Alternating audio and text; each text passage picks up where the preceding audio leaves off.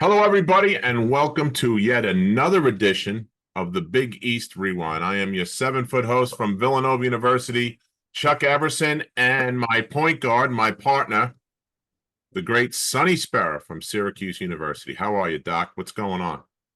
I'm great, Chuck. And as you know, my position on point guards, we have one of the best to play in our great conference, the Big East, and is Oh, now yeah. on the sidelines sharing all that knowledge with a whole Well, new yeah. I generation. mean, we can go down that road again, Sonny. But all these coaches are point guards. They're the big guys don't get any love when it comes to coaching. I think it's pretty much well established now, son. It is. It I is. have It's to, not an I have accident. to, I concede. Patrick was the last big guy, and he dropped the ball for all of us. Like that's all I could tell you. But so it's good. So we got the Pirates in the house today, and Yes, we let's do. let's get rolling. I'll introduce our guest without any further ado. He was voted the best point guard, Sonny, in the country, along with Mike Bibby in high school, a McDonald's and Parade All-American, and he won the MVP. Guess who he won it over? Take a guess, Sonny. You're not going to say Mike Bibby, right? I'm going to say Kobe Bryant. That's who he won it over for the East team. It's a nice He's a company. three-time All Big East player at Seton Hall. Went to the Sweet 16 in 2000 with the Pirates. In March of 2022, he took St. Peter's on that magical ride through the tournament. I'm sure we'll get into a little bit of that. And now he's the head coach of the 2024 NIT champions, the Seton Hall Pirates. Welcome to the show, Coach Shaheen Holloway. How are you, Shaheen? I'm doing well. Appreciate you guys having me. Thank you guys for having me on. Thank you. I mean, listen, we try to get some of the coaches when it's a little bit slower for you guys, but it seems like there's no slow time anymore, right? I mean, you guys are always recruiting, or now we get to practice. Used to be back in the day when we all played, October 15th was the day, right? Now you guys get so many hours a week, right? Is that how that works? Yeah, that October 15th, that seemed like so long ago, right? I know. Now, I know. it's now so in the summertime you get 4 hours a week of skill work and 4 hours a week of strength and conditioning. So it's not much, but give you a little bit to kind of play around with, right? And like you said, it's never no downtime. It's ever since, the transfer portal and now NIL is all year round right now. So it's all year round. Yeah. So you grew up in Elizabeth, New Jersey, right, Coach? I mean, that's where you played high school ball? Uh, I grew up in Queens, New York. I'm from Queens. From Queens. New York. Went to high school in Jersey. Yes, went to St. Pat's and Elizabeth. Yeah. How did that work out being from Queens? How did that? My Yeah, how'd godmother, that happen? God bless her dad, Miss Clemens, she lived out here in Hillside, and her son Chris, my god brother, went to St. Pat's, and that's how I heard about the school. Oh, wow. Okay. All right. That works. And now you're being recruited by a lot of guys. Obviously, you're the number one point guard in the country at the time. You're being recruited. Tell the story. What happened? I know it came down to Duke and Seton Hall, right? Was that your final two? Duke, Seton Hall, and Cal Berkeley. And Cal Berkeley. Okay. Yeah, it was an interesting recruitment, right? Obviously had a lot of schools, pretty much all schools. My top five was Seton Hall, Syracuse, Duke, Cal Berkeley, and Kansas. So those schools, I kind of narrowed it down to, and like what the coaches were talking about, and see how I fit in with those schools, and then I cut Syracuse and Kansas down. Syracuse actually got Jason Hart, good, very, very good basketball player. And then, I just thought that, those three schools kind of fit me. Love what Coach Bowles was talking about at Cal Berkeley at the time. Mm-hmm. Right. JC Kidd had just, left there. So, that was kind of fresh in everybody's mind. JC Kidd kind of went there and did some great things. Then they had Sharif Abdul Rahim and a couple other good players. And obviously Duke kind of speak for itself, right? Coach K and his pedigree and what he done there. And then you had the hometown school, which was Seton Hall. I thought Coach Blaney and his staff did an unbelievable job of making me feel like, the guy, right? Making me feel like this was the best place for me in my career. And at the time, I had a daughter when I was in high school as well.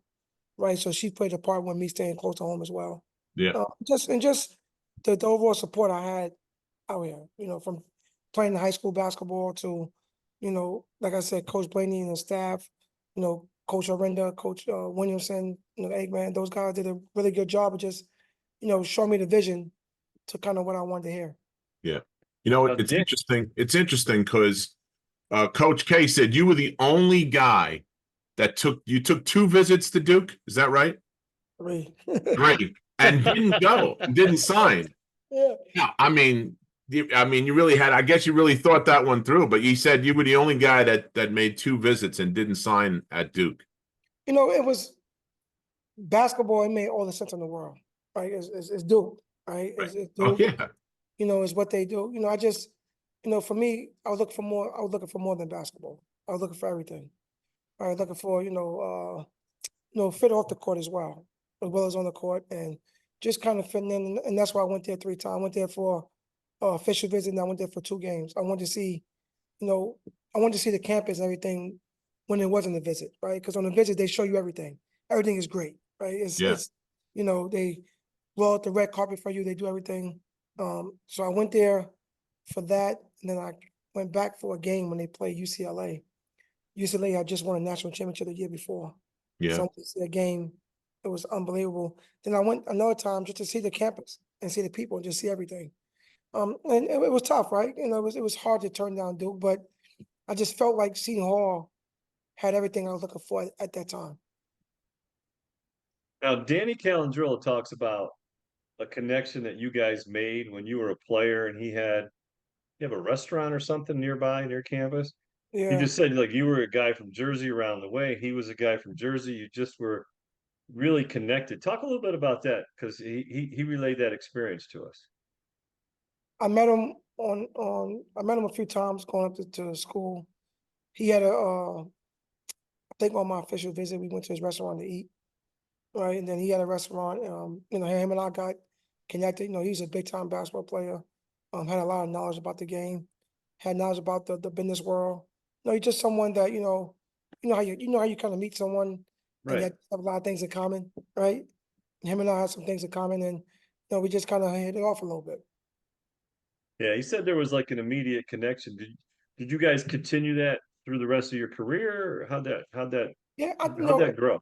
Yeah, I was a little upset when I got there that the restaurant he closed it down. I was really upset because I thought it was gonna be yeah for free a lot, but Oh yeah. You hooked up with meals. I thought I had some meals, take a few friends there, have some fun. But no, he got into another business. I think he moved to Connecticut or something like that. So he kind of, was handling his business.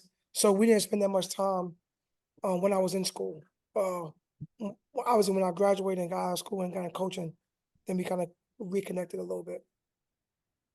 So you come in and you're playing for George Blaney, right?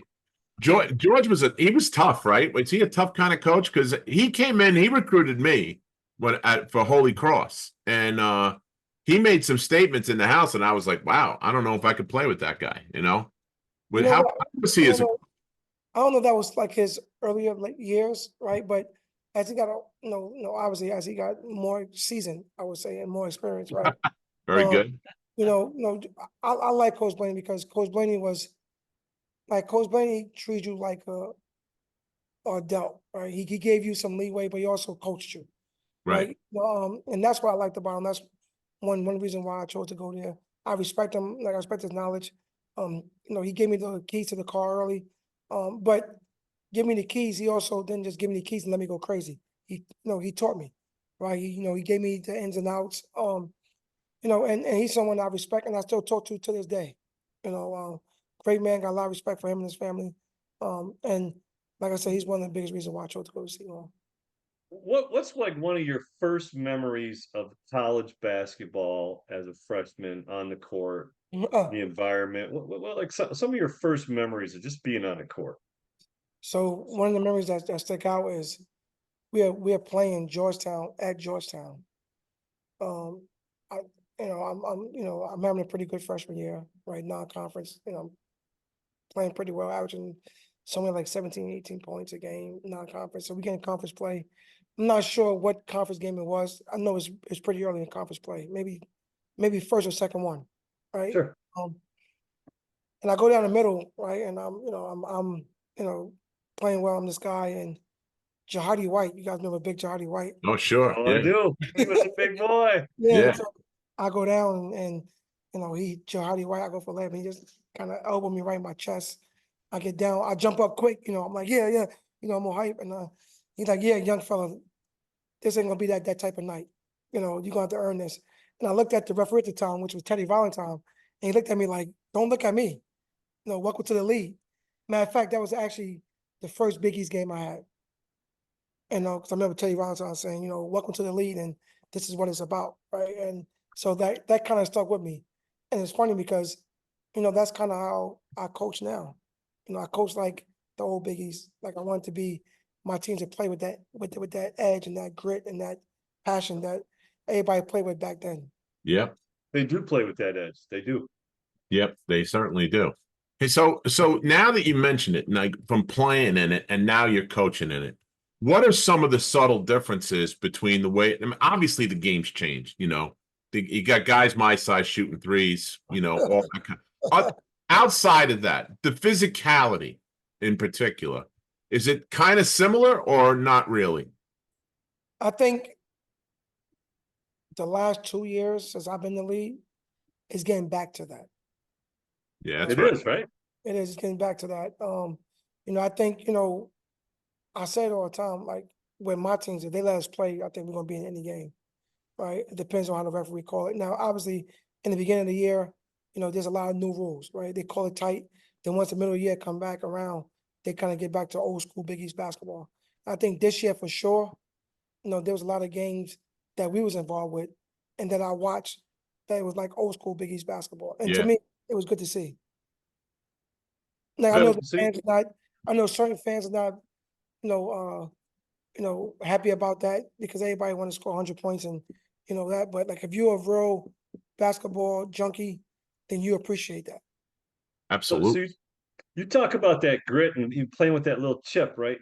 How do you instill it? Because it just seems to be, watching Seton Hall, a couple guys in the transition to with your leadership, you could see they changed a lot and the game changed under your tutelage, right? How do you get guys to buy in or play with that? We'll call it a chip, right? How do you get them to do that? Like for me, you have to understand, I played that way. Right. Like I played that way, so I coached that way. Right. And when I recruit guys, whether it's in the portal or high school, like I recruit guys that kind of fit my personality, right? Like they understand what they get themselves into. I'm a defensive minded coach. Yep. Period. Like that's not it's not a secret. It's well documented. It's something that I'll speak about. Because I'm old school. I was, I understand defense win championships. Like offense, sell tickets, right? So that's just something that's kind of who I am as a coach, and that's kind of the culture of my team. And from day one, that's being harped on. That's being talked about. That's being taught. That's being, drills after drill after drill after part after like that's what we do. So to answer your question, it just reps. Just kind of doing it every day and understanding that that's how we're going to play and that's how we're going to be successful. Well, you seem like if you watch a game now, like you watch Seton Hall, you're giving up size in almost every game, right? Would you fair? But on the boards, you guys not only hold your own, you guys tend to almost dominate on the glass. What's the? It's got to be the mentality, but how is that? It's a mindset, right? Right. It's a mindset. It's the will. It's who we are. Is what I preach. Is what we practice. Those things. A lot of things you see, like we practice like I will practice harder than our games, and my players would tell you that. Like if you come play for me, you understand like this is what it's about. Like you're leaving practice with some battle wounds. Like Yeah. it's just part of it. Like I said, that's how I was brought up, and that's what I know. I think we all were brought up that way. Practices were much harder than the games. I mean, you knew it was going to be a battle in the game, but you had to prepare for that. You had to get beat up and beat people up in practice. It was rough and tumble basketball, and that's why we loved it that way, back then. So Yeah, when we played not- Georgetown, it was I Patrick mean, not so Ewing many that people knocked love us it on now. our ass. yeah, right. No, I know the physicality. It's more finesse. You know, it's funny because, you know, we can get into the whole thing about, you know, the AAU and that kind of stuff. You know, there's a different mentality now, Shaheen, I think. I mean, you know, you grew up playing in the parks in the city, I'm sure.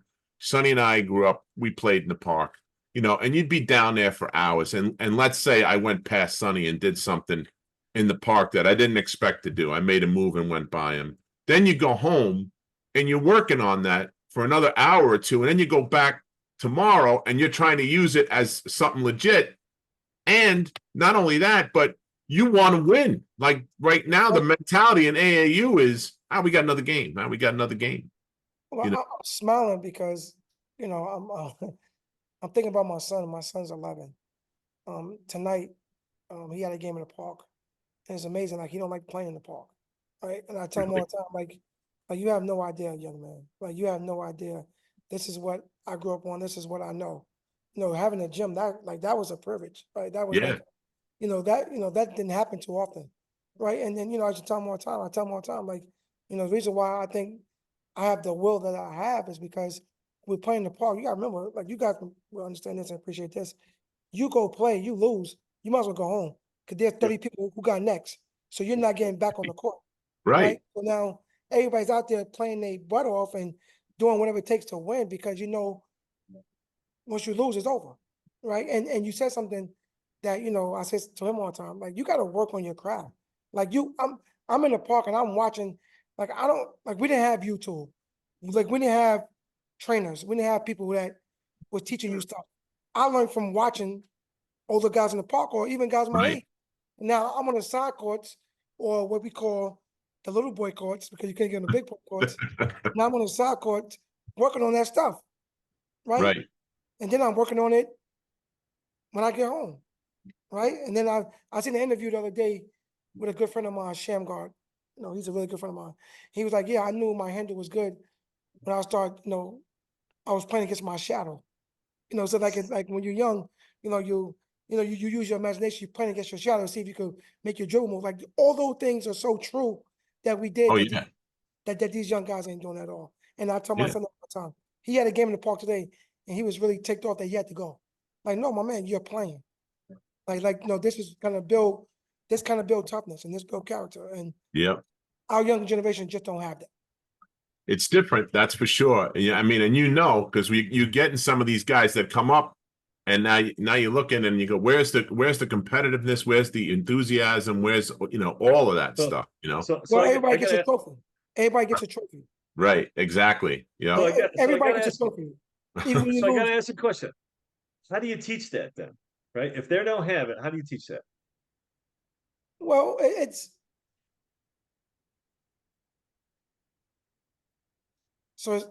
I'm hesitating to answer this question, right? Because I don't know who's going to see this, right? So, well, the reason I'm hesitating because one of my support staff guys asked me that today in practice, Oh, wow. Okay. right? He said, Coach, some of these guys just don't have it. How are we going to teach it? And I said to him, best believe we're going to get there. Like, it's going to happen. Because with me, you have no other choice. Yeah. Like, period. So I tell my guys all the time, I don't care how well you can score. If you don't defend and you don't play hard, you're not playing for me. So to me, that's a way of teaching it. A way of also teaching it is like I dropped my son off in my neighborhood where I grew up in. Like in Queens, in South Jamaica. Like go play out there.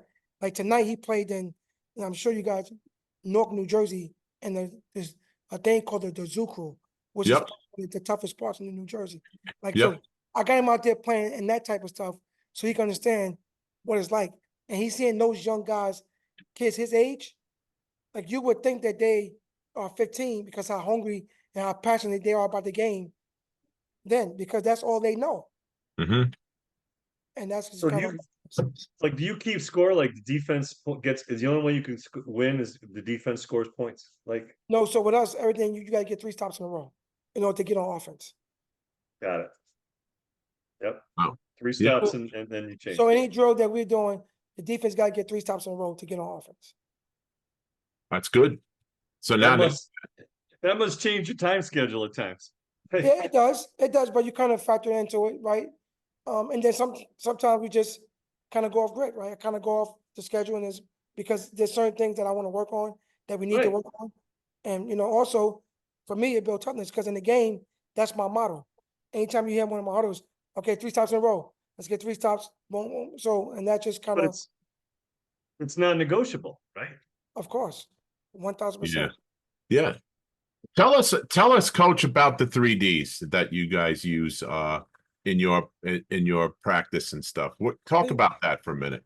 We're Your professional philosophy. journalists, just so you know. Yeah, just so you know, this ain't We some Mickey noticed. Mouse I show, noticed your bracelets. man. I This noticed your is, you know, bracelets right away, man. I saw. yeah, it. you were Yeah, like, oh, so this guy actually did some work. Look at that. So look, so this is what we're about, and we live by them. Okay. In no particular order, right? I feel like if you got these three things in your life, you're gonna be successful. I don't care what you do, whether it's basketball, whether it's when you're a teacher, you're a professor, whether you're a doctor, a lawyer, the corporate world. If you got the 3 Ds in your life, like I said, the dedication, desire, discipline. That's kind of what we live by. That's what I believe in. Is all over the walls in our practice facility. Yep. It's everywhere. Like I said, that's just something that I picked up on. My academic advisor, Robin Cunningham. I'm sure everyone who came on this show from Seton Hall probably talked about her because she's the one the reason why all of us graduated. Yeah. For sure. And this when I was in college, there's something that her and I talked about, and kind of, she's like, you need discipline, you need desire, you need dedication. And I kind of took that and kind of put my own spin on it and kind of made it, and that's just kind of who I am and what my teams are about. So you had that mentality as a point guard at Seton Hall. I had that mentality as before I got to Seton Hall, but I didn't realize that's what it was. What? Yeah, right. Exactly. Until I got with her. You understand what I'm saying? Right. Yep, I do. That, through junior high school, that was just who I was. And she just kind of put a stamp on it, and it kind of went. Kind of gave it a name for you or whatever. Yeah. Yeah, she just because she always said, like, you have to be disciplined. You have to be disciplined. You gotta have the desire to want to be here at 8 o'clock at night and finish this paper. Right. Like, you gotta have the dedication to the same dedication you have on the court, you gotta have off the court. So she used to be like kind of saying it like that, and she never kind of put it together. But she was just bits and pieces. And I just like, so once I became a coach, I kind of took it and put my own thing on it and put it together, and that's kind of what it's about now. Wow. So I want to get back. To your career at Seton Hall for a minute. So your first year you're playing for Coach Blaney, okay? And then all of a sudden Tommy Amaker is the coach. Tough so time. How was, like, normally when you get a situation, it was different for you because you were the guy. You were, like you said, they gave you the keys. Blaney gave you the keys to the car early in your career. But when Tommy comes in, normally, you got a guy that was Blaney's guy. This is my guy. How did you guys work through that? What kind of relationship did you have to develop with Coach Amaker to, forge your path the way you did? So I've never really talked about this a lot. I'm a really private person.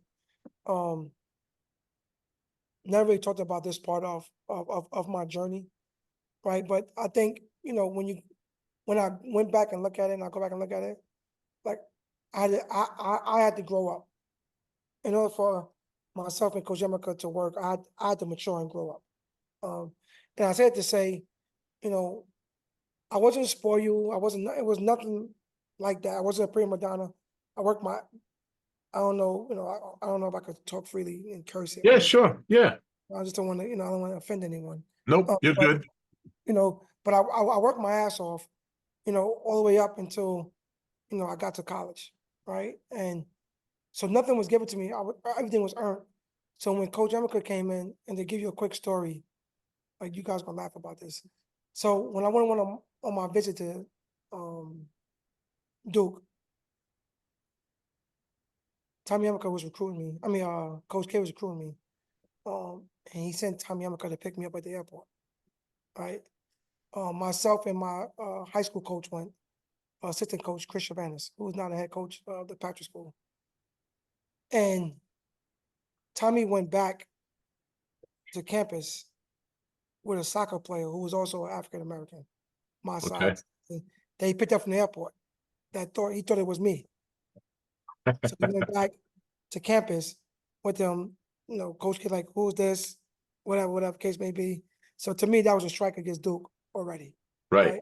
And no disrespect, it was a strike against Tommy Amaker as well. Right?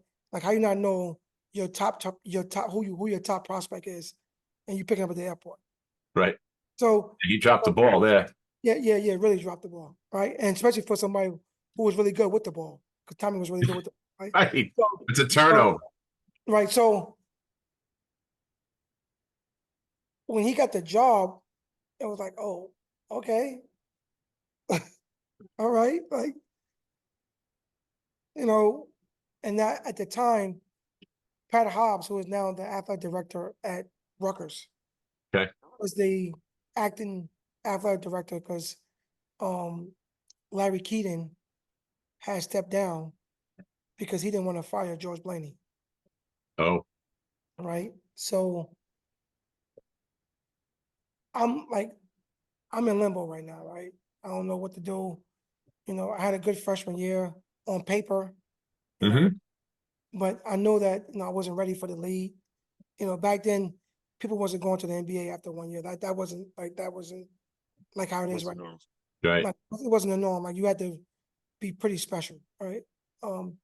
Like I said, I was a lot of points. My field goal percentage to me sucked. So I didn't know what I was going to do. Right? Tommy came in. We talked to the president at the time, was my senior Sharon. Then we're gonna get somebody for you that's good. So the first year, which now was my sophomore year, he kind of changed our playing style around. Right. So now our team, my freshman year, it was geared towards myself and Lavelle Sanders. Right. Lavelle Sanders, who is now the head coach of Binghamton. Yep. Like we was the leading scorers. We was the leading scorers on the team, right? Along with Donnell Williams. So Tommy came in and kind of slowed the game down and kind of took the ball out of my hands a little bit. And now every play wasn't dominated by me. Now understand, I was used to doing that from high school and my first year. So now imagine someone coming in and kind of changing that, and I'm a young guy at that time. I wasn't mature. So I was kind of fighting it, like really fighting it. All right, so now you go from, we won more. So for him, it was a good thing. But for me, it wasn't, right? Right. So when you're young, and I don't want to drag the story out, but just make a long story short. So my first couple of years with him, we bumped heads because I felt like he was trying to handcuff me and not let me play my game. Yeah, holding you back. But in reality, he was trying to teach me how to be a pure point guard. And that's what the NBA was looking for someone my size. Right? But I wasn't trying to hear that at the time. Right. And then, something had to happen. The middle of my junior year, I got hurt my shoulder bad. Kind of ended my junior year early. That summer, I was going to transfer my senior year, transfer out. I was going to it's funny, I was going to go to George Washington with Coach Penders. And I'll never forget this. My godmother and a couple of my support system was like, yo, you're not going to let nobody in your town. This is your show, this is your town. So I went and kind of dedicated myself, and this is where the 3Ds come in. It's amazing how this story about the coming to ties everything together, right, Tom? So, right, Shaheen? So that summer of my junior year, into my junior year, going my senior year, I went to Indiana and kind of got, focused. Went down there with, got a personal trainer, got on a diet, got stronger, got faster, improved my jump shot, improved my game, got back to the old Shaheen and not worried about anything else. Came back with a different mindset, came back focused. And my senior year, I probably one of the best years I had, right? Led the team in scoring, led the team in rebound, led the team in assists, went to, the Sweet 16, so a lot of good things, won, a lot of games. And it just, the focus of the dedication, the desire, and the discipline, that's how all that came about. And it came in that summer. And it kind of from there. So it gelled. It all fit. Yes, sir. Yeah. Well, thanks for sharing that with us. That was pretty cool. I mean, listen, I was wondering, I saw that and I said, I got to ask him about it because, everybody's got their mantras, Jay Wright's got his thing. You got your thing. Now Kyle Neptune has got his thing. It's interesting what makes guys go, and sometimes you have to be a psychologist along with being a basketball coach to figure out what buttons to push to make guys go, right? I mean, everybody's not exactly the same. Well, it's very difficult in these times to tell you the truth. Right? Yeah. I'm sure it was hard before, but it's difficult now. When you got 13 different personalities, now I read something, I got an email today, now it's gonna be 15. And coming up, right? So now you got 13 different personalities. You gotta try to mesh in a short period of time. Right? Think about it, I just brought 10 new guys in. In a short period of time, I gotta try to get 10 new guys on the same page. Yeah. With the same, goals and the same everything. And that's gonna take time. Yeah. And now the transfer portal, now they giving all the young guys I feel like all the power. I mean, you could think about this. You could transfer and not sit out as many times as you want now. That's unheard of. That's crazy. It's unheard of. Free And then agency. you add NIL on top of that. It's like, what are we talking about right now? Now you're not coaching at all. Now you pretty much just managing. Yeah. And the other thing that you mentioned, the portal and everything, it was unheard of back when we played to have a guy transfer to another school in the conference. Because Like, you would sit out 2 years. It was like an unwritten rule, right, Sonny? I mean, Well, it was normally you sit out 1 year to transfer, but if you transferred within the Big East, it was a 2-year penalty. yeah. So if you went to a So school nobody did having a good go at it, you couldn't go to a rival school. Now you just lost one of your best guys to the Johnnies. And I'm scratching my head. I was mad for you, coach. I mean, listen, what we all root for each other. When you're not playing Villanova, I root for you hard. Okay. Same thing with anybody else even Georgetown. I hate to say that out loud, but that's a fact. Okay. But, and I was like, what the heck is going on? The kid went basically across town, across the turnpike, and he's in your hometown now in Queens. And I just thought I just had that really struck me as not the right thing to do, but it's a different world that we live in. That's the new norm now. Yeah. I'm not going to speak on that. Yeah, I'm not. I'm not going to speak on that. I just, it's kind of what it is. But yeah, that's the new norm now. Yeah. That's what So it is. there's no real guardrails up then, right? Well, Kind of go wherever. Well, I told my wife this. So one of the guys on my team, Dre David, Dre, she had got close with Dre's girlfriend, right? Dre girlfriend and Dre had a baby. So my wife was kind of like mentoring her, right? Yeah. Dre's girlfriend at the time was like, got really close with my wife and our kids, whatever. And so I told her, and she was like really upset and heartbroken when Dre left. I said, listen, like this is what it's going to be. Like, don't get connected and don't get attached to anybody anymore, because I'm not going to have the same team every year. Right. I might not have the same guy every year. It's going to be like impossible to keep the same player for more than 1 year or two. Yeah. Don't and that kind of sucks for the fans too, right? Really Like, does. Yeah. the fans, you kind of like fall in love with somebody and he's your favorite player and he's the crowd favorite and you buy his jersey and all that, and next thing you know he's out. Right? But that's kind of what it's now. And it seems like there's no rules, right, Sonny? I mean, guys that you got some guys that got 6 years eligibility, and it's crazy. But I guess with the COVID year, they get an extra year, I guess. But yeah, and I want to just what I want to just say. I wasn't saying that to talk bad about Dre Davis and this girl at all. I got a lot of respect. I got a lot of respect for Dre. He spent 2 years with me. He helped me win a lot of games. Got a lot of respect for his family. So I wasn't saying that as a bad thing. I was just giving an example of kind of where basketball is right now. Well, and the same from us. We weren't looking to rub salt in any wounds, coach. We were just looking to, I just was making a point about transferring in the conference. That's all, Correct. Right. And typically people left, right? Because, like I know Kadari was at Syracuse and, it may not have been a good situation for him. And that used to be the norm, right? I don't like the role or the coach or the style. You kind of had an idea. Now that many times doesn't even play into it. Yeah, no one is choosing schools for a fit anymore, Yeah. right? That's what I mean. Yeah. People There's no choosing schools continuity. people choosing schools for what they could get right now, right? And Yeah. I'm all for these young men, getting paid. I just think it needs some more rules with it and some more Yeah. structure, some more discipline, some more, or it got to get done over because I don't know how this is sustainable to last. And Mhm. to be honest, and I don't want to sound like a grumpy old man or nothing like that, but it's kind of messing our game up, right? And Yeah. and I love the game and I love what it does. I'm doing the game does so much for me, and I tell my players that all the time. If you don't have the patch, if you don't love this game of basketball, don't come play for me. Yeah. Because this game did everything for me, changed my life. Mhm. And I want them to have that same passion that I have. And if you don't have it, it's just tough. So I just hope that it gets better for everyone. But it's still a great game. I gotta ask you, Bobby Gonzalez, good friend of mine, high school. Now, Bobby brought you in as an assistant, right? Yeah, so I was still playing ball overseas in Germany. Yeah. Okay. I just signed a 2-year deal over there.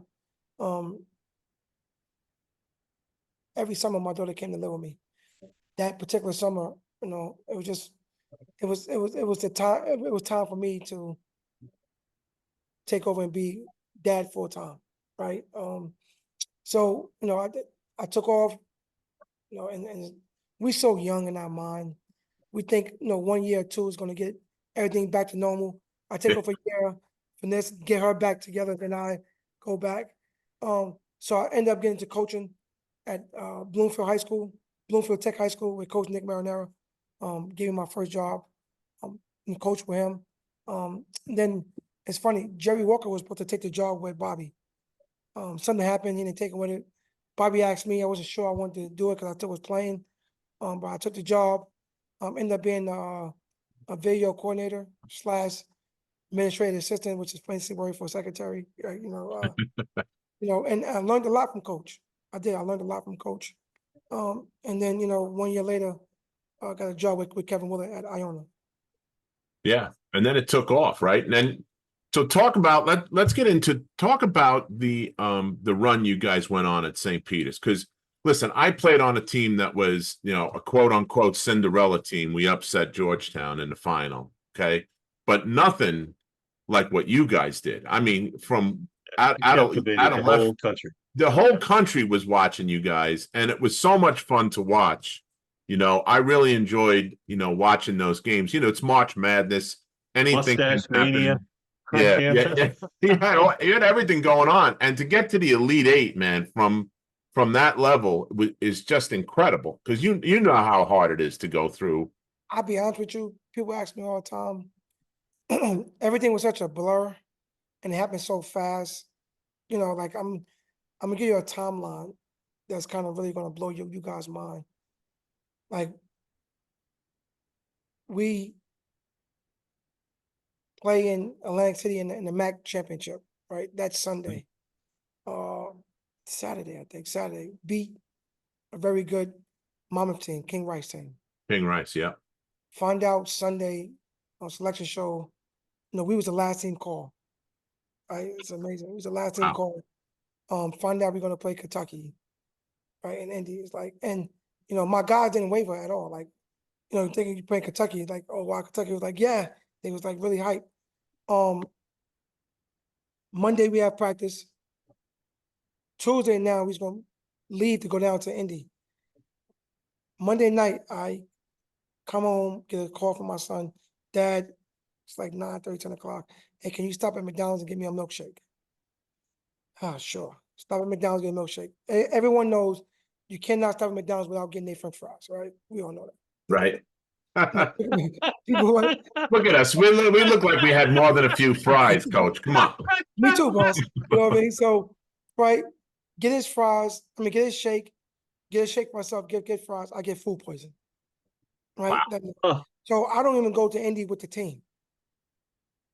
Right. The team practice Tuesday. Leave. Go to Indy. I'm home. You know, going through it. Right. Find the courage to the next day get up, scared as heck on a plane, going there, stomach still all jacked up. Day of the game, had to go and get an IV to get fluids back in me. It was like crazy, fluids back in me. We ended up winning the game. That night now, we at the hotel, and now we getting ready for Murray State. I Right. still can't eat anything. Right? It's late because our game was late. Now the kitchen's closed, everything's closed. I just want some soup and some crackers to kind of salt my Right. stomach. Nothing. So now I'm eating crackers like it's going out of style. Like, you know, to 3 o'clock in the morning watching Murray State. End up being Murray State. Come back home. Now it's getting ready for the Sweet 16 for Purdue, right? Now all of a sudden, our team is getting so much publicity, so much everything. Now NIL is kind of creeping in a little bit. It's not here yet, it's creeping in a little bit. Now I got guys on my team getting deals. Doug got a deal with Buffalo Wild Wings. This guy got a deal with Dove Soap. There's all type of stuff going on. So I said, okay, look, take a day or two, get your endorsements, then we got to get back to work, right? Now, I'm still getting through my sickness, right? Now we getting all type of calls, interviews, all that type of stuff. Jump on a plane. Jump on a bus. We have a parade. Jump on a bus, go down to Philadelphia, right? Now you playing Purdue in the Sweet 16, beat Purdue. Get ready to play North Carolina. My grandmother passed away that morning. Oh, oh, Closer thing to me than God is my grandmother. It screwed me up, messed me up. Not taking nothing away from North Carolina. You know, Cuba Davis and his squad did a great job. They busted our butt, but I just wasn't right. I was out of it. 2 days later, I get to see Hall job. Right? You get to see Hall job press conference that Thursday. Friday is a parade in Jersey City for us at St. Peter's. That Saturday, I'm on the road recruiting for Seton Hall. So wow. I'm giving you guys the timeline, how everything went so fast and so quick. And I didn't even get a chance to even sit back and realize what we did. Because Right. on to the next. so the big question: when did you get to Carlo's in Jersey City and Hoboken to get something to eat? When did you get something to eat? So And what day could you eat?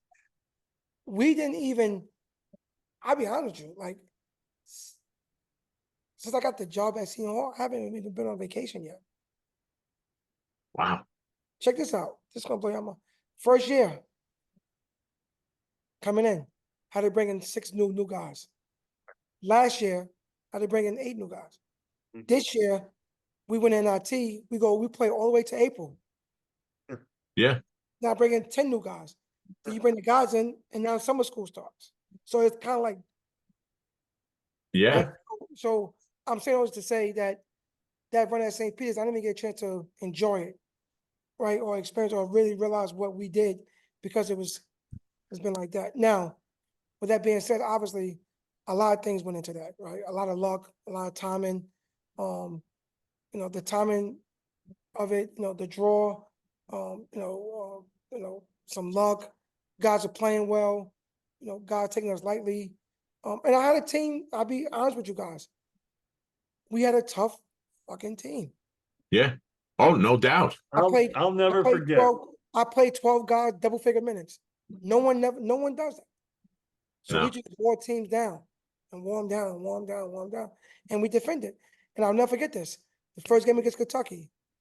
It's the first, if you guys, I don't know if you guys remember, the first 5 minutes, they called like 6 straight fouls on us. Right. So I said to the referee, I said, listen, if you reffing the name on the front of the jersey, we're going to get blown out. If you just ref the game and let both teams play, I guarantee you it's going to be a game. Right?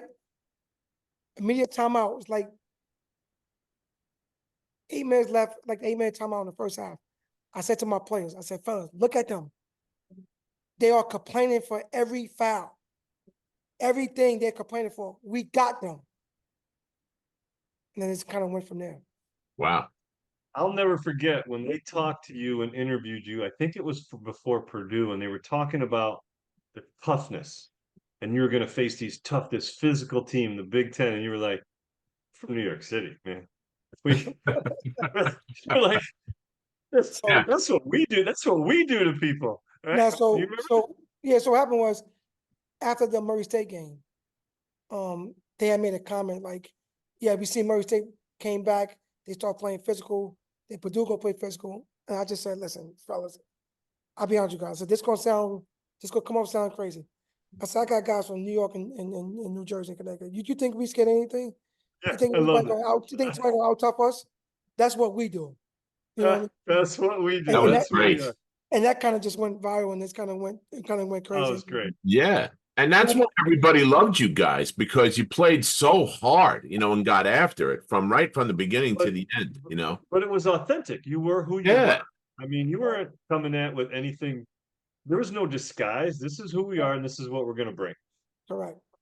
Well, that And was imagine- that was some run. Unbelievable. I was down in Key West with this huge St. Bonaventure couple of people, and they were like they thought St. Bonaventure was going to make a run, whatever, and you guys were doing your thing. And let me tell you, we turned the whole place into St. Peter's University place. It was a blast. I never had so much fun watching college basketball. Yeah. I tell you what, to this day, I'm on the road, and so many people still say that. Like that was just, and like I said, it's so. And I told the players after we lost to Carolina, I'm like, fellas, you guys got nothing to be ashamed of. You guys have no idea what y'all just did. You have no idea. Right. And you're not gonna know it until 10, 20 years from now, 40 years from now, and you look back on it like we really did that. And people will still be talking about it 20 years They from will.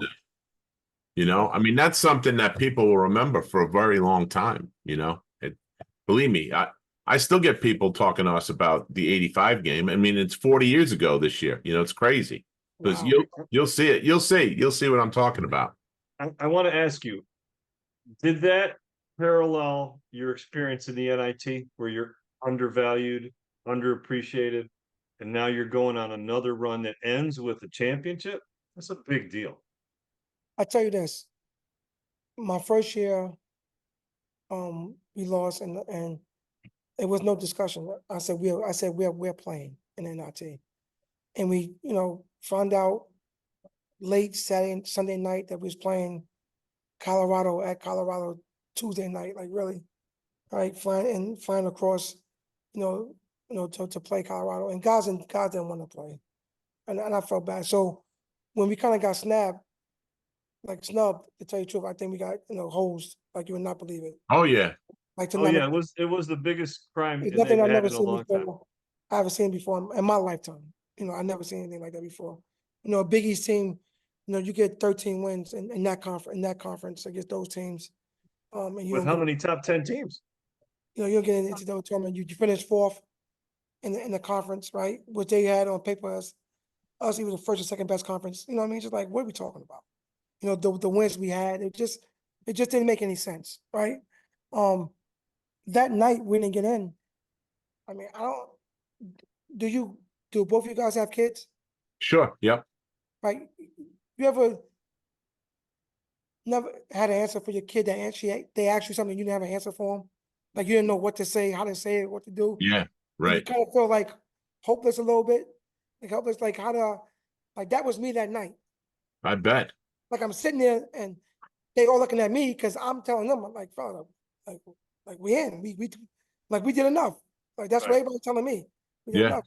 And when it happened, you got 16 guys, 13 guys and 3 walk-ons looking at me like, coach. And I'm looking back at them like, fellas, I have no idea what the hell just happened. Wow. Can't even think about how this happened to us in our conference. Like a slap in the face to the Big East. Yeah. Whatever. So I had a meeting with the 5 seniors. I said, listen, what y'all want to do? I said, go in the room, talk about it, come back and let me know what you guys want to do. I'm putting it on you guys. They went and only talked for 30 minutes, which was, to me, was a long time. I was super surprised. I'm like, I'll be honest, like, what the heck are you guys talking about for 30 minutes? Yeah. Are we playing or not? You know what I'm saying? Like, that should have been at Should have been a most visceral response. Yeah. a 2-minute, 5-minute conversation, not 30 minutes. I'm not exaggerating, 30 minutes. Like, what are we talking about? You know, they broke it down or whatever. They came and said, we want to play. I said, are you sure? Because if we're going to play, we want to try to win this thing. So we went into it, and the first game, guys didn't want to play at all. And no disrespect to St. Joe's came in and gave it to us. And I think the only thing that kind of saved us was two things. Alma Dawes played out of his mind, and we played the game on campus in Walsh Gym. Yeah. Like, if we play that game at the Prudential Center, we lose. And the reason why I say that is because, like, Walsh Gym was electric. It was crowded on top of people, and they kind of kept us in it. And so to answer your question about, you know, that championship game, we controlled the whole game. Playing Indiana State in Indianapolis, a home game for them. You know, we go down 7 points with like 2 minutes left. I call a timeout. And I'm looking at everybody's face, everybody looking at my face, and no one to wave. It was like, no one was panicking. It was like, all right, we've been here before. That's what we got to do. 3 stops in a row, 2 scores, get another stop, boom. And so, you know, we kind of right back in the game and we win it. And that was the toughness that we had all year. And that's kind of how we took care of business. They Yeah. were kind of the darlings. They were the media darlings. The Indiana State team was. Well, you know, it's funny, right? Because, you know, in our area, is so much going on here, right? You got all these pro teams, right? You got the Knicks, the Nets, the Mets, Yankees, Devils, Islanders, all these teams, Jets, Giants, all these teams. So, like, do people care about college sports? Yes. Are they infatuated in love with it? No, because there's so much else that they could do. Okay, they in love with them out there because it's Indiana, they love basketball, and there's not much going on. Right? You got the Pacers. That's true. And the Colts. That's Yeah. it. That's it. That's it. Now I'm not sure what conference that was, but they had won like 30 games, and everybody loved these guys, and they thought that they should have been in the tournament too. So it's kind of like a slap in our face, like, okay, we the Big East. Do everybody understand who we are? Hello, Big East. You know, we won 13 games in the one of the best conference. We won over 20 games. We, finished number 4 in our conference. Like, why are we getting disrespected? And we just took that and kind of ran with it. Yeah, I mean, that was unbelievable. I couldn't figure it out. But there's some things, Coach, you don't have any control over. So you really can't. You just got to figure it out and keep going forward, which you guys did in a big way. Hats off to your kids, because I'm sure there was a lot of that discussion in that 30 minutes that they were locked away in the locker room or wherever when they were talking. I'm sure that was a lot of it. That we're going to keep playing. Well, the discussion, what I got from them was a couple of guys wanted to play, a couple of guys didn't, right? And the 2 guys wanted to play. What they realized was this was their last college game. The other guys had another year. Yep. And it's funny how things work, right? I tell high school coaches that all the time. How far you're going to go in your states and your sectionals is determined by how bad your seniors don't want their season to end. That's a fact. Right? Yes, sir. It just carries it through. Wild, man. So what about this year coming up? What do you think? How do you feel? I know it's real early, but how do you feel about this team so far? Again, you told us you didn't have everybody there yet, but well, I'll be honest with you, I don't know. Right? The one thing I could tell you is we have more depth than the last year team. That's what the goal for me, to go on like 10, 11 guys that could play. Because last year I only played 6, and that was really tough to do. It was hard to do. So at that point, I think we got more scorers, and now it's just about putting it together. I like the team. How good can we be? That remains to be seen. But the one thing we're going to do, if you watch my teams play since I've been head coach, my teams get better as the year goes on. Mm-hmm. Right? No doubt. So they start believing, don't you think? They believe that this is actually working. Not even believing. They just start bonding to and getting. Because it takes time when you got a bunch of new pieces, right? And you don't have enough time right now in the summertime. Like I said, you get 4 hours a week. Like Yeah. what can you do with that 4 hours with 10 new people, right? So now you get some experience. Now you get some games underneath your belt. Now you see what works, what don't work. Now you get around middle of December, January, conference time, then you see the real team you have. So looking forward to getting to know these guys. Looking forward to, battling with these guys. I can tell you this, we're gonna battle and play hard no matter what. So I don't know. I don't know. I like our pieces. I got some guys. I got some skill guys. I got we two to three deep in each position. So to me, Practice is going to be competitive. well, that's the thing. When you have competition, it brings out the best in people. I mean, everybody, right? And that's what I'm looking forward to. So let me ask you, our Villanova basketball alums go back, and I noticed I've been to a couple of games. I went with Danny Calangillo to a couple of games. I'm really impressed that your alumni are so supportive. Is that, and you being an alum yourself, is that something that you you perpetuate yourself with because you played there and now you're the head coach? Or is it just something that grew organically that these guys come back? Because like I said to you, we've had a ton of guys from Andre McLeod right on through to Mark Bryant and everybody in between. Lavelle was on, so they all said the same thing, that they love going back. I just think that, it's like anything, right? I think every place has a culture. Each place have guys that really bleed their color of their school, right? And it's a sense of pride. It's a sense of pride, right? Those are guys that really did something, right? But for me, I bring everybody back. I'm super happy that the support I get from our alum is unbelievable. But I also told those guys from day one, I'm here, we here. Meaning this, I played here, so all the players that played here, I want them to feel a part of this. Because it don't happen too much that you get to coach in your alma mater. It don't happen. You get to coach where you play that. That don't happen too much. So I want everybody to experience what I'm experiencing. So I tell them all the time, I'm here, we here. I'm here as a player. That means that this is your team just as much as it's mine. I think it's a beautiful thing. I mean, that's the Syracuse culture. Boeheim was there 47 years. He graduated and never left. So and all his staff was all Syracuse guys too that play. From Red to Adrian to Jerry. Now it's a little different, but because Red's putting his stamp on it, but it was for 47 years. So I think it's just a sense of pride. It's a sense of pride, right? You care about the program that you spend time with, blood, sweat, and tears. Yeah. And then there's a sense of pride when your alma mater is doing well. That's when people come out, and that's when they really want to show that they belong. But I love it when things are not going well, and people are showing their pride and love. To me, that's when it's really something. Don't be a front runner. Yeah. Yeah. Listen, But, you can't be there for you guys when you're winning if you're not there when you're in the bad times when you're losing. So I tell people all the time, people ask me for tickets for games. I'm like, all right, well, you ask for tickets to the Wagner and St. Peter's game. Don't just ask for tickets to the Villanova and Georgetown game and UConn game. Right. So if you're not there when we playing our non-conference against those teams, don't ask for tickets when we playing the Big East games. Right. Yeah. Nothing wrong with that. Only right? Yep, I agree with you.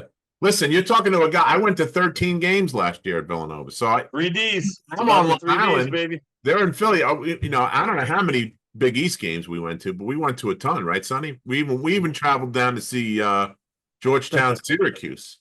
Had to deal with. I don't want to put my guy on the spot, man. But is he going to be okay, man? Who? Oh, me? You're talking to? Yeah, is Kyle? Yeah, I think so. I'm going to tell you right now. Real talk. If you asked every Villanova alumni, basketball alumni, who would they want? They would have said Kyle Neptune without a doubt. And I think he's got the support of us. It's just the people there got a little spoiled because we won a few games, you know, and now he's trying to find himself a little bit because the culture that Jay built is not sustainable when you're losing guys in the portal and guys are coming in. I think they'll be okay. I think this is a big year. I'm not going to mince words. I think he would tell you that too. But I think that he'll be okay. And going forward, hopefully he's still there and he's doing this thing. Yeah, I like Kyle. Just went him last weekend in Augusta at the Peach Jam, and like I said, I'm a big fan of his. You know, I want him to do well. I get it. I know how hard it is. Yeah. I'm not filling the shoes that he filled at Jay Wright, but Kevin Willard did Yeah. a great job there. Yeah. So you kind of get it a little bit, and you just want time to pitch your imprint on things and do what you need to do. And Yeah, I think yeah, I agree. I think he'll be okay. It's funny. We have an event coming up on Monday called Summer Jam, where we all the basketball alums come back. We play golf, and then we have a little meal, and then there's a scrimmage between the guys that are playing in overseas and in the league. We'll play against the current team. Then we have a little dinner. It's all at school, So very cool. That's very cool. It's really good, and we'll get. I bet you we get maybe 120 or 150 alums come back, and not just players. The managers. These guys talk about it all the time. Doctors come back. It's not. That's legit. That's very cool.